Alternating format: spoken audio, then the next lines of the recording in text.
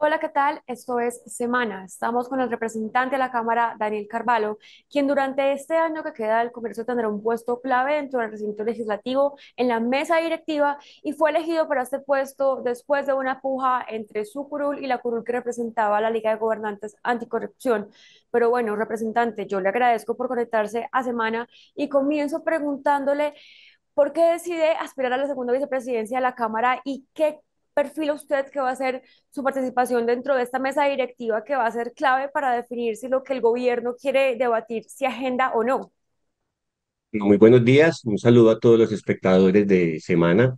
Mm, Mi aspiración a la vicepresidencia segunda surge de una conversación con los partidos de oposición de los cuales yo hago parte, eh, porque básicamente necesitábamos garantizar que en el último año la oposición tuviera garantías y que también pudiéramos equilibrar el trabajo de la mesa directiva. Sabemos que el presidente de la Cámara tiene bastante poder y sabíamos que el gobierno iba a hacer todo lo posible por quedarse con ese cargo. Entonces, más que dar la pelea por la presidencia de la Cámara, que estaba bastante difícil, con los partidos de oposición y partidos independientes, preferimos dar una lucha por las vicepresidencias primera y segunda, como en efecto lo conseguimos. Mi papel entonces, desde ese puesto, será en primer lugar garantizar los derechos de la oposición dentro del recinto, eh, mantener un equilibrio en las decisiones de la mesa directiva. No se trata de obstaculizar o de ser un palo en la rueda para las iniciativas gubernamentales,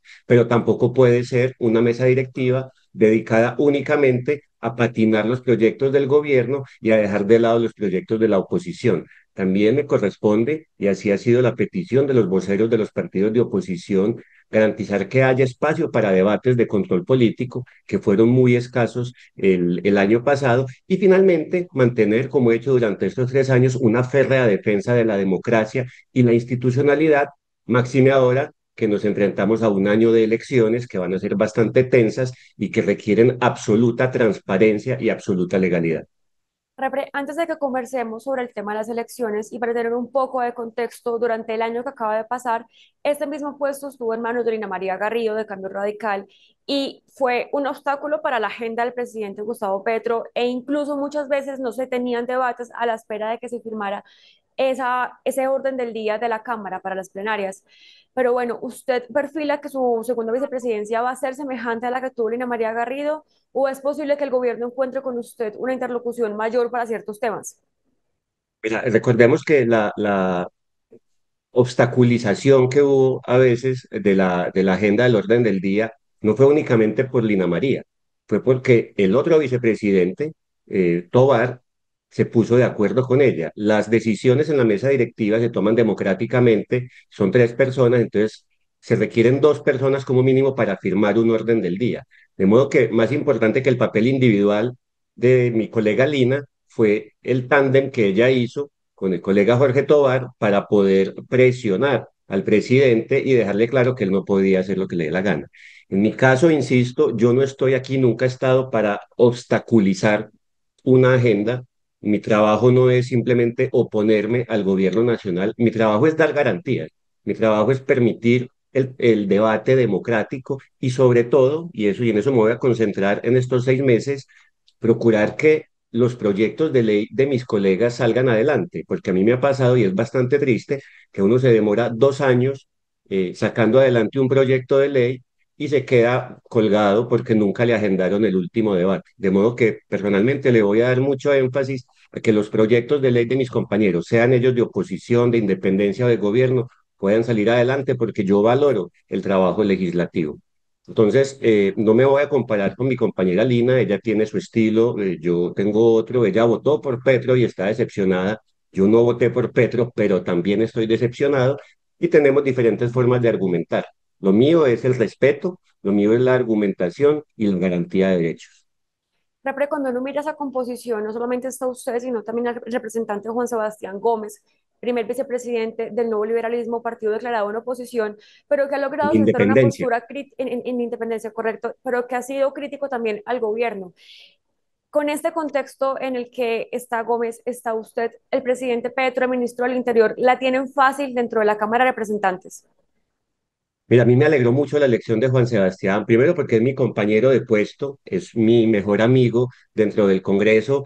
Los dos somos peludos, somos tatuados, tenemos la misma edad, nos gusta el mismo tipo de música, salimos mucho juntos, hemos sido barristas los dos y tenemos un trabajo sobre el barrismo y la cultura, de modo que nos identificamos mucho y vamos a hacer un trabajo de dúo. En ese sentido, y el mensaje para el gobierno y para el ministro Benedetti es que si va a intentar seguir haciendo las cosas por las malas, como lo ha hecho en los últimos 3 años, intentando pasar por encima de la voluntad de los congresistas y respetando al Congreso y a sus decisiones, pues sí la va a tener difícil. Si nos cogen por las buenas, y por las buenas no es dándonos prebendas ni puestos, por las buenas es respetando los tiempos, respetando las normas, respetando las formas. Si lo hacen así, van a encontrar en nosotros un par de demócratas dispuestos a dar los debates y dispuestos a agendar también los proyectos del gobierno, pero no únicamente los proyectos del gobierno. Normalmente el cuarto año del Congreso, que es en el que estamos en este momento, es más de debates de control, la agenda no es tan política o tan polémica, pero en este contexto particular sí lo es, porque para el gobierno falta la reforma de la salud que está en manos del Senado, hay una nueva reforma de la justicia, hay estatutos para la paz total, ley de financiamiento o reforma tributaria que el gobierno está por definirlo, presupuesto, muchos temas más que están sobre la mesa. Este año en particular, ¿sí tiene ambiente político para el gobierno para aprobar esos proyectos o por el contrario, el hecho de estar antes de elecciones va a ser un gran limitante para el presidente Petro y el ministro Benedetti? Yo diría que no solo un limitante para ellos, sino también, insisto, para nosotros como congresistas que también tenemos nuestros propios proyectos. Entonces, la propuesta que yo llevé a la mesa directiva es de aquí hasta noviembre, es decir, antes de que empiece la campaña al Congreso, procuremos ser muy juiciosos y trabajar, sesionar por lo menos 2 días a la semana, pero no 3 horitas, sino 8 o 10 horas al día, para que podamos dar trámite a muchísimos proyectos que hay. En este momento, solo en la plenaria de Cámara hay 114 proyectos esperando que se les agende un debate, sin contar con los que van a llegar, de modo que yo creo que lo primero que debemos hacer es este semestre garantizar que fluyan, insisto, independiente de quién sean. Los grandes proyectos del gobierno, que obviamente van a necesitar más debates, más tiempo de debate o de discusión, también estarán en la lista.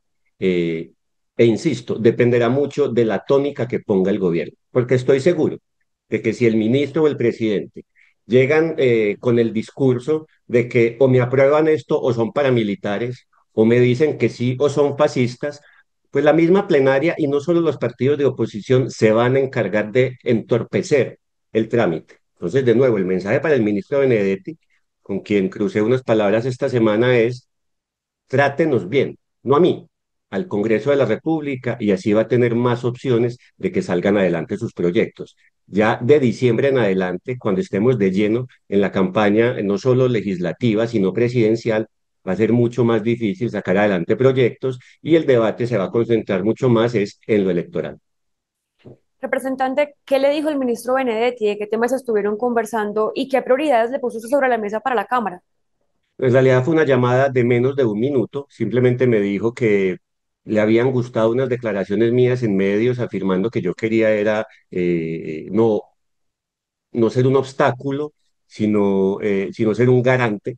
Y me dijo que le había gustado mucho eso y que ojalá pudiéramos hablar pronto. Y yo le dije que cuando fuera pues necesario la semana entrante, sacábamos un rato y conversábamos. Yo tengo que hablar con el gobierno nacional, aunque no esté de acuerdo con él, aunque no esté de acuerdo con sus formas.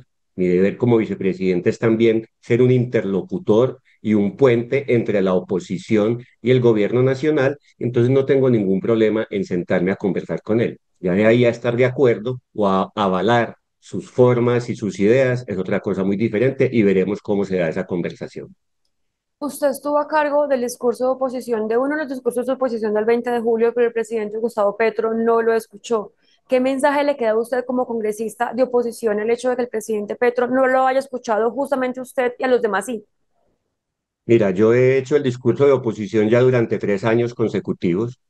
Y siempre el presidente se había quedado a escucharme.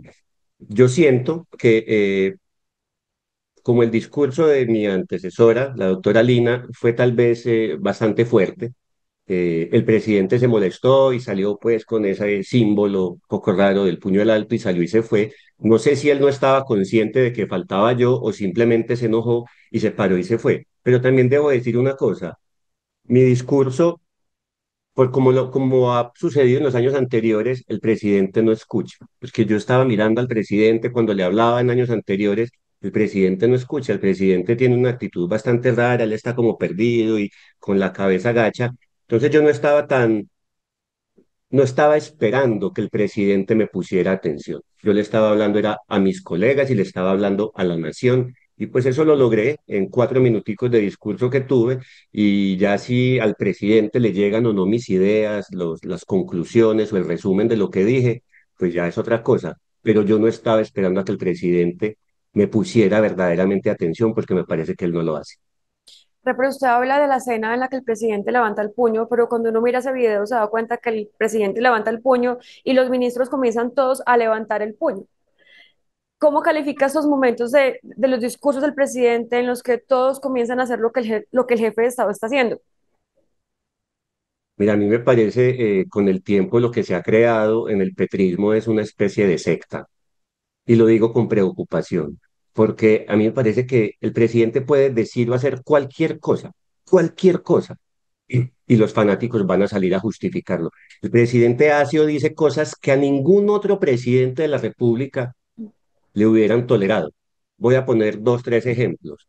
Pararse en una tarima con los jefes de la oficina de Envigado, pararse en una tarima con Mancuso, abrazarse, eh, suspender o perjudicar los créditos del ICETEX.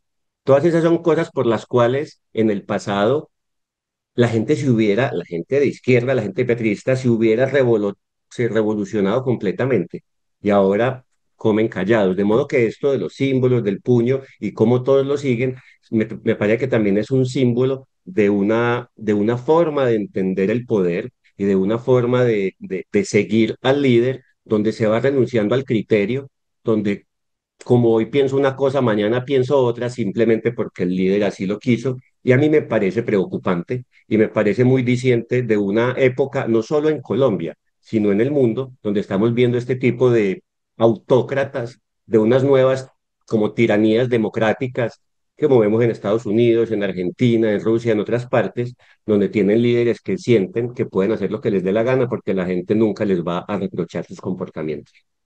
¿Eso quiere decir, representante, que Colombia es gobernada por una secta? No es gobernada por una secta, es gobernada por un presidente que tiene una idea del poder muy autoritaria, un presidente megalómano y que a su alrededor ha conformado una especie de secta. Así estoy viendo hoy el petrismo, que no es lo mismo que la izquierda. Hay un punto ahí que usted mencionaba en su discurso y es que esta frase de que el presidente Gustavo Petro está escupiendo gasolina sobre una sociedad en llamas es una frase que realmente marcó toda su intervención y las demás intervenciones. Y quiero preguntarle qué consecuencias van a quedar a futuro para el país de esta acción de escupir gasolina sobre un país que está polarizado, dividido y que siempre ha estado en crisis. Consecuencias no las conozco, pero a lo que temo, y yo empecé mi discurso hablando del miedo que tenía, es que va a quedar un país aún más dividido, un país donde pienso yo, los movimientos alternativos y las izquierdas democráticas van a tener muchas dificultades para hacerse escuchar porque Petro los ha de alguna manera acaparado o opacado a todos. Un país también donde volvemos a lo, no sé, hace 15 años, donde la oposición es insultada, los medios de comunicación son perseguidos, las instituciones democráticas son permanentemente amenazadas y de alguna forma yo pensé hace unos, no sé, 10 años que ya habíamos superado esa etapa, pero es muy propio del caudillismo que meternos en estas disputas. Lo vivimos durante casi 10 años con el expresidente Álvaro Uribe y el doctor Gustavo Petro, que también aspira a ser un caudillo del tamaño de Uribe, pues intenta replicar lo mismo y nos va a dejar la misma herencia, es decir, un país polarizado, un país dividido y un país donde con cualquier cosita se puede desatar una ola de violencia. como ya empezamos a verlo con el caso del colega Miguel Uribe, y como lo estamos viendo más allá de de las personalidades políticas, con el debate en redes sociales, donde parece que ya no somos capaces de escucharlo, sino que ya simplemente te señalan de fascista o de comunista o de paramilitar o guerrillero y perdemos la oportunidad de conversar como sociedad. O sea que el presidente Gustavo Petro se parece a lo que él criticó en su momento del expresidente Álvaro Uribe en la forma de hacer política. Totalmente, totalmente se parece. Y de hecho yo recuerdo alguna vez que Petro alababa a Uribe, decía que era un genio por haber creado el concepto de seguridad democrática. Y mire que repitió un montón de cosas del expresidente Uribe. Esa especie de secta que se conforma a su alrededor, esa forma de maltratar a las personas o a las instituciones que se interponían en su camino, esa idea de quedarse en el poder, que estoy seguro de que Petro sueña con la reelección. Lo que pasa es que no tiene la popularidad que tuvo en su momento Álvaro Uribe, pero yo veo muchas semejanzas porque son caudillos populistas como los hemos visto y los vemos aún en toda Latinoamérica. Usted en este momento ya tomó la decisión de buscar la alcaldía de Medellín. Usted no va a buscar reelegirse en su curul en el Congreso de la República y desde ya está en esa precampaña para llegar de nuevo a la ciudad a la que usted pertenece y a la que yo pertenezco para buscar la Alpujarra. Cuénteme, representante, ¿por qué quiere ser alcalde de Medellín? Mira, esto suena pues como un poco cliché, pero Medellín es el verdadero gran amor de mi vida. Yo siempre he estado muy enamorado de Medellín.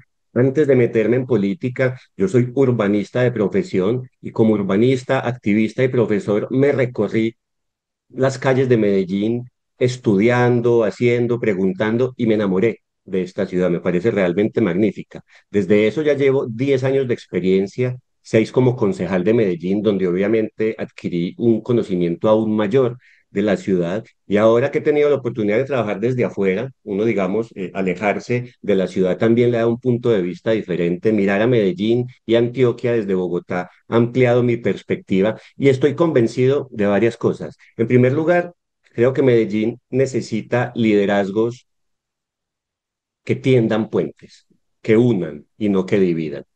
En segundo lugar, y aquí lanzo mi primera promesa de campaña, no me voy a lanzar a la presidencia de la República. Me parece terrible esto pues de que cogieron la alcaldía de Medellín de trampolín para llegar a la presidencia. Y estoy hablando de muchos, cáiganle a quien le caiga. En tercer lugar, realmente pienso que estoy preparado para esto. Desde lo político, desde lo técnico, porque he conocido Medellín, pero también desde lo humano y desde lo personal, porque mi tipo de personalidad, mi tipo de liderazgo es un liderazgo de tender puentes. A mí no me ves insultando, a mí no me ves irrespetando, a mí no me ves dividiendo a la sociedad, sino uniéndola y creo que Medellín está necesitando eso. Finalmente, en medio de un ambiente político que vemos que todo el tiempo hay escándalos de corrupción y de abuso del poder, pues invitaría a la ciudadanía a revisar mis 10 años en política. No me han visto nunca involucrado en ningún escándalo ni de acoso laboral, ni de acoso sexual, ni de mala utilización del poder, ni de cercanía con ilegales, ni de corrupción. Y yo verdaderamente pienso que como líderes tenemos ese deber. Entonces estoy muy entusiasmado. Ya a mis 48 años tendré en ese momento con la idea de poder ser un alcalde de Medellín, un alcalde de unidad, un alcalde de consensos, que realmente ponga a Medellín en el siglo XXI y deje atrás las peleas del pasado. Medellín lleva año y medio, 2 años en un contexto de confrontaciones entre la ciudad como la capital de Antioquia y el país. ¿Cree que en los próximos meses, en el próximo año, va a ser necesario reconstruir a Medellín de cuenta de esta fisura que ha habido constantemente entre el gobierno nacional y la alcaldía de Medellín? Mira, yo pienso que Medellín ya está de alguna manera en reconstrucción porque el desastre que dejó Daniel Quintero en Medellín fue horrible y yo le abono al al doctor Federico Gutiérrez y a su gobierno que han hecho un buen trabajo recuperando la confianza y la solidez de las instituciones. Sin embargo, el alcalde lo hemos visto mucho más dedicado a perfilarse como líder nacional, a pelear con el doctor Gustavo Petro, y me parece que eso no le hace ningún bien a la ciudad. Entonces, mientras el alcalde está peleando, realmente no estamos viendo muchas cosas innovadoras o transformadoras en la ciudad. Entonces, valoro el trabajo de recuperación que está haciendo el alcalde, pero me parece que no está totalmente concentrado en gobernar la ciudad. Creo yo que de aquí a un año, con toda la campaña que se viene, legislativas y presidenciales, recordemos que el alcalde Federico tiene mucho interés en la campaña legislativa, porque su movimiento, creemos, va a intentar llegar al Congreso, y por eso es que está tan concentrado peleando en lo nacional. Me temo que todo ese debate político va a dejar aún más fracturada y más rota la relación entre Medellín y el gobierno nacional, y entonces va a haber que hacer un nuevo esfuerzo para poder reconstruir eso. Esa ruptura de relaciones con Medellín y Antioquia se está viendo y está perjudicando a nuestro departamento y nuestra ciudad en temas como el metro de la 80, las autopistas 4G, el túnel del Toyo, el puerto de Urabá, el aeropuerto José María Córdoba. Y yo creo que uno como responsable político tiene que poner por encima el bien de la comunidad antes que su imagen personal, y no creo que el gobernador, el alcalde y el presidente hayan entendido eso. Hablemos un poco del caso Daniel Quintero, exalcalde de Medellín, quien está sonando como presidenciable. Es probable que esté en la consulta del pacto o octubre o marzo de 2026. Lo que pasó con la ciudad durante el tiempo en el que el señor Daniel Quintero fue alcalde, ¿qué mensaje le deja al país sobre esta aspiración presidencial?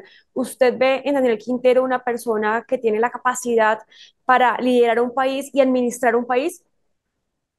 Pues claramente la respuesta corta es no. Yo en 46 años que tengo, no había visto un político tan dañino para la ciudad, para la ciudad. eh, para la izquierda democrática, el daño que le hizo Quintero. Aquí no va a volver a haber un alcalde de izquierda en mucho rato, o que se autodenomine de izquierda, porque este señor dejó con una pésima reputación a la izquierda. Demostró además que no tiene ninguna voluntad de unir, de hacer progresar a la ciudad, sino que su voluntad y su interés es siempre cómo sacar réditos personales para él y para su combo de amigos. No olvidemos que hoy hay 40 funcionarios de la alcaldía de Daniel Quintero investigados por corrupción, además de la investigación, de la imputación que tiene él mismo como alcalde. Entonces, el mensaje para la izquierda y para el pacto histórico en todo el país es: no cometan el error de darle las banderas de su movimiento político a un tipo que no es de izquierda, no es transparente, no es ético y no es capaz.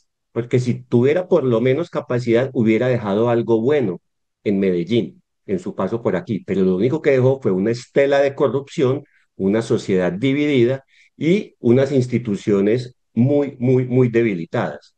Eh, si Quintero llega a ser el precandidato del pacto histórico, yo me comprometo a hacer todos los esfuerzos posibles, toda mi campaña política, desde la legalidad, para seguir desnudando el tipo tan corrupto y tan mal administrador que es Daniel Quintero.